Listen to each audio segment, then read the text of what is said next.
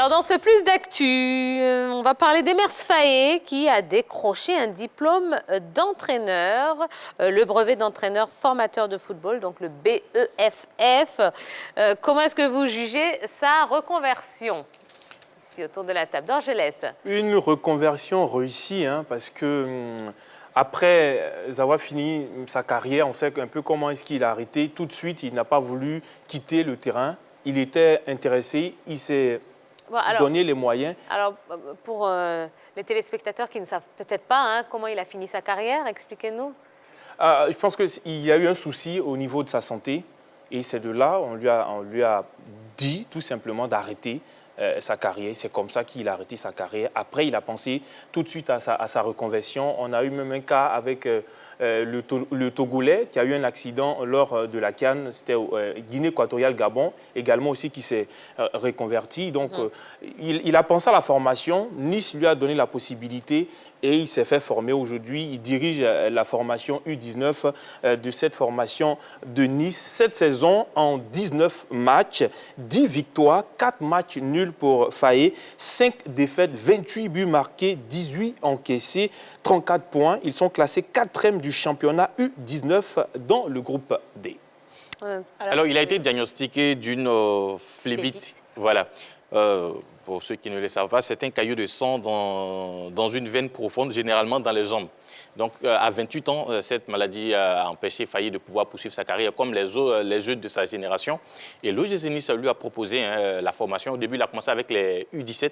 Aujourd'hui, il est avec les U19. Et puis, bon, il est dans la continuité, puisque dans cette formation, dans la formation, il faut toujours avoir les diplômes requis pour pouvoir continuer. Donc, voilà, c'est un bon pas pour Faye qui vient de franchir. Alors, Emers Faé, futur sélectionneur des éléphants, ça vous dit ou ça vous dit pas? Bon, déjà, après le limogeage de Camaras, bon, certains Ivoiriens avaient soufflé son nom aux côtés d'un certain Kolo Touré pour venir succéder à Camara Ibrahim. Bon, voilà, pour l'instant, il est dans la formation, il passe ses diplômes pour être formateur. Bon, peut-être dans le futur, oui. Quels seraient ses atouts pour devenir sélectionneur? L'expérience et la bonne formation du côté de l'Europe, la connaissance du foot ivoirien puisqu'il a évolué avec les éléphants. Donc voilà, c'est pas mal d'atouts comme ceux-là dont il peut bénéficier pour espérer coacher en joue l'équipe. Oui, il peut espérer. Je pense qu'il peut aussi apprendre aux côtés de ceux qui sont déjà, si on lui donne la possibilité, il peut venir apprendre et puis pourquoi pas demain lui laisser en héritage. Non, il a des atouts techniques. Il n'y a pas longtemps, on se plaignait de la formation de nos joueurs, la formation de nos entraîneurs même au niveau local. Il a la formation, puisqu'on disait que ceux qui se formaient à l'extérieur étaient peut-être mieux cotés par rapport à ceux qui se formaient en Côte d'Ivoire. Là, on est clairement dedans. On est clairement dedans. Oui. Déjà là, il répond aux critères de sélection. Sauf que le diplôme qu'il a actuellement, c'est un diplôme qui n'est que exploitable dans les centres de formation. Il ne peut pas encore entraîner une équipe nationale. Donc, il va encore se former, il va encore apprendre et puis revenir après. Et vous, M. Cissé, vous ne vous êtes pas prononcé? Je pense que Emers Faé, c'est un monsieur qui a eu l'occasion de croiser à Nice l'année dernière quand on était en tournée à nos jeunes. Il fait du bon boulot. J'ai eu l'occasion de jouer un peu comme ces jeunes et je pense qu'il a de l'avenir. Vous voyez que voilà, ça se rejoint parce que voilà, on appartenait à l'OGC Nice. Voilà, j'ai quand même l'occasion de croiser un peu le directeur général de l'OGC Nice, qui est M. Julien Fournier, qui est un homme très humain, qui à un moment donné, ils ont fait tellement tendu à Emers Faé. Je pense que voilà, qu'il est en train de faire une carrière. On ne peut que lui souhaiter bon vent. Exactement. Allez, on parle maintenant de John Obi Mikel qui rompt avec Trabzonspor. Le milieu de terrain nigérian n'accepte plus de jouer face à la décision de la Ligue turque de maintenir son championnat malgré le coronavirus. Réaction. C'est quand même bizarre que les Turcs continuent de jouer pendant que cette maladie fait beaucoup de dégâts du côté de l'Europe et dans le monde entier. Presque tous les championnats du côté de l'Europe sont à l'arrêt pour mieux observer l'évolution de cette maladie. Mais bon, du côté de la Turquie, on continue, que ce soit au basket, que ce soit au foot, toutes les compétitions se poursuivent. Moi, je trouve que c'est vraiment bizarre. Oui, mais comment on explique ça? Bon, d'abord, c'est une décision, hein, pour ce que j'ai vu, c'est une décision politique qui est arrivée et que le vice-président, le conseiller spécial du président Erdogan qui a dit que les événements sportifs à travers le pays continueront à être joués, mais sans spectateurs jusqu'à la fin du mois d'avril. D'accord, donc on joue à huis clos là-bas. On joue à huis clos. Sauf que la Turquie enregistre 47 cas de coronavirus détectés. Pour moi, c'est être quand même léger, hein. Il faudrait aussi saluer le geste de Obi, qui est très courageux et qui est quand même fort, parce qu'on est avec 47 cas détectés.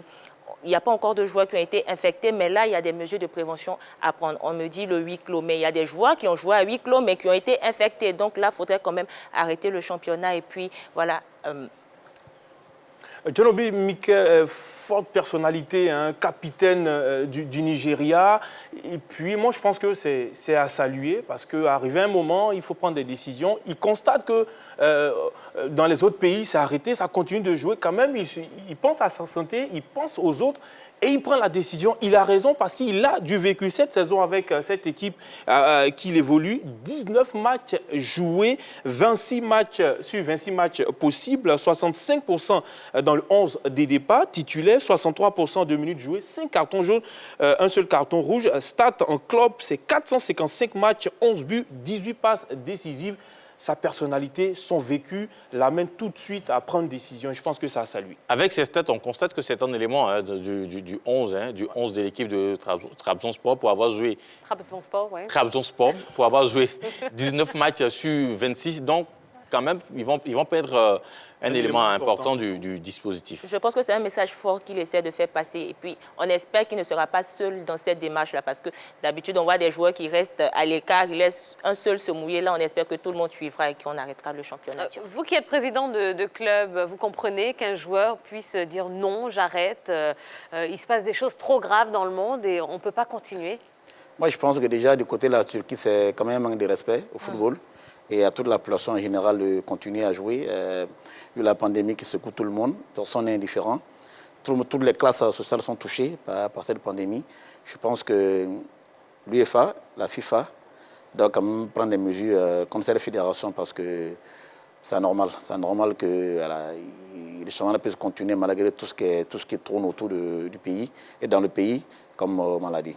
Maintenant, je pense que la décision d'Obi Mikel d'arrêter, c'est salutaire, puisque déjà en Afrique, l'Afrique est secouée. Je pense qu'elle n'a pas passé de maladie.